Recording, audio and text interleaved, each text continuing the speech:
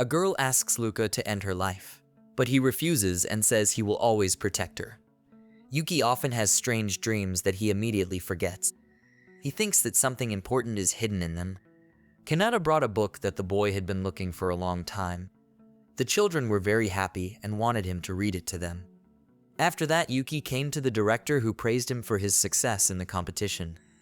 The boy wanted to leave the orphanage and live alone, but the director told him not to hurry. A woman asked Yuki to pick up the mail, and in one of the letters someone wished him bad things. It was the second letter like that. He was an infant when he was found near the orphanage, with only a note with his name on it. The boy couldn't understand why he was born and why he was abandoned.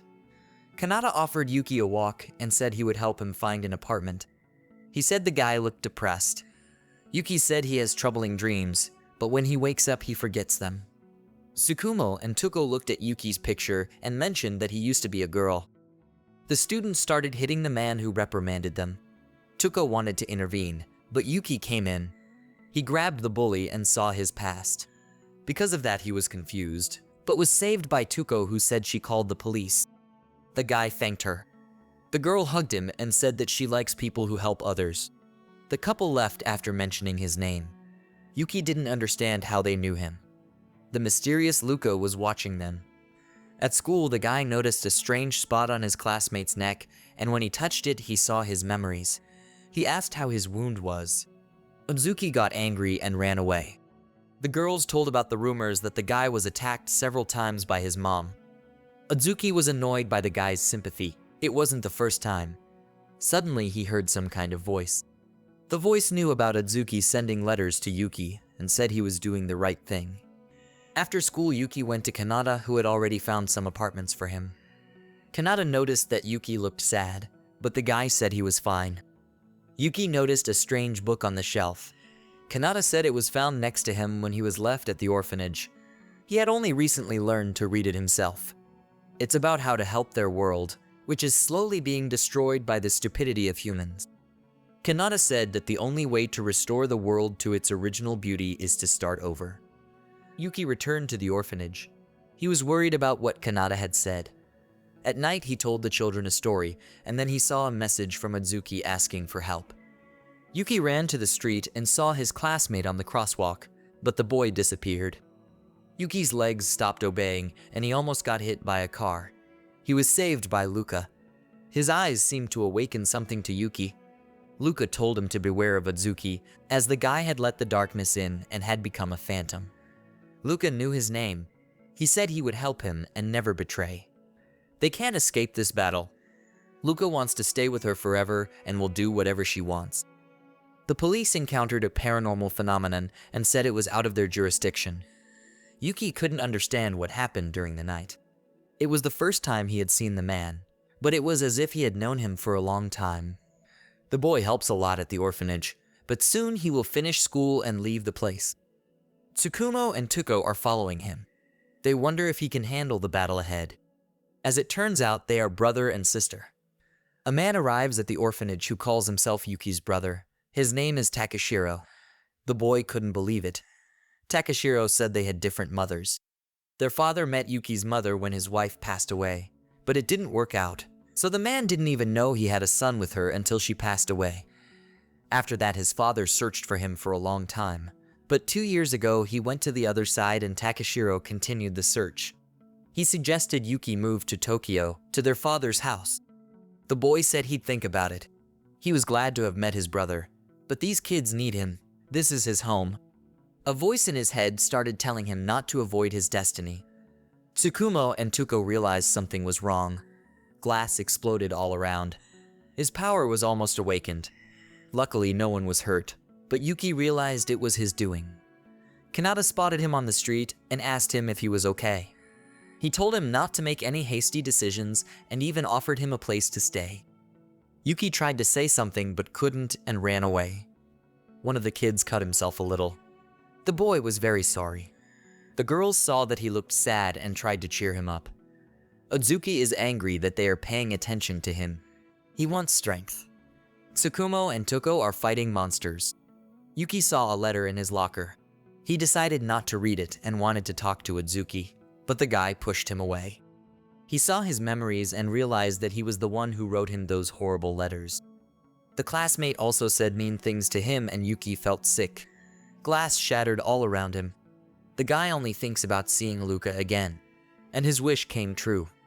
Yuki told him that since childhood he can see other people's thoughts, but lately he can't control it.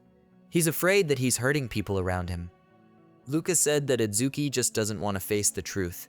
It's easier for him to deny it and blame others for everything. However, Yuki still wants to be friends with him. Suddenly the guys are attacked by monsters. Luca said they were demons. They were almost cornered, but brother and sister came to their rescue. They are from the same clan as Yuki and Takashiro. Their clan is characterized by the special powers of its members, and soon Yuki's power will become uncontrollable and terrifying if nothing is done. The brother said that if he went with them, they would help him with his training. The boy asked again to be given time to think about it. Either way, he was happy to see more of his relatives. Left alone with Takashiro, Luca said that he can't force Yuki to follow his plan. Takashiro said that the guy is just right. They needed someone who would be willing to sacrifice himself. Luca was angry. Takashiro also told him not to see Yuki and not to tell him anything, because Luca makes him feel safe. It prevents him from awakening his power. Luca attacked Takashiro and said that he wouldn't let anyone hurt Yuki. The guy was almost attacked by demons again, but a savior arrived. He wanted to walk him home, but Yuki wanted to stand together for a while. Takashiro said that they all better not fight with Luca since he has incredible power. Yuki finally calmed down, but began to realize that demons were hunting him and he was endangering everyone around him. Luca told him to stay home tomorrow night, for the moon would turn red. Takashiro went home, leaving brother and sister to look after the boy. Yuki said he felt as if he and Luca had known each other for a long time. The man didn't say anything to him. Takashiro felt sick. He has to deal with the dark necromancer. Once a year, when the moon turns red, the power of demons increases very much. Yuki is very worried about tomorrow. In the morning, he calls his brother and tells him that he has decided not to go to Tokyo. Takashiro told him not to hesitate to call for help if something happens. In fact, he was angry. Yuki was afraid that he wouldn't see Luca again, and because of that, he felt homesick. They are being watched. Adzuki is preparing for the red moon. In the evening, it turned out that the children were lost and the guy had to go outside. Tsukumo informed Luca about it. The man summoned his sword and began to fight his way out. The children had been kidnapped by Adzuki. He attacked Yuki, who came running after them. It wasn't really Adzuki. His body was taken over by a demon. He's not a lower demon like the others. He's a middle demon.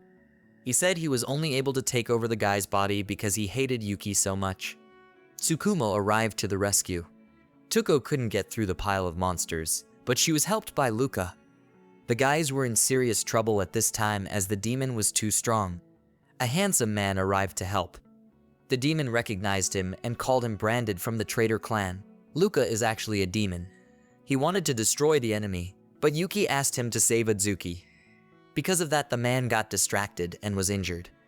The guy felt sorry that everyone around him was suffering because of him. His power had awakened. The divine light weakened the demon and healed Tsukumo, due to which they won. After that, Yuki finished healing Tsukumo's wound. Healing people he takes and feels their pain. Takashiro didn't have to intervene. He was happy with the outcome. Adzuki survived and regretted everything he had done. Yuki said he had nothing to apologize for and thanked him for being his friend. Yuki decided to go to Tokyo so he wouldn't put everyone here in danger. He didn't understand why he couldn't live in peace and why this was happening to him. Luca said that everything would be alright as he would always keep him safe. The kidnapped children forgot everything that happened yesterday. Luca called Yuki his master and told him about his real name. The girl was angry because he didn't tell her about his name. Adzuki was glad that the guy was doing well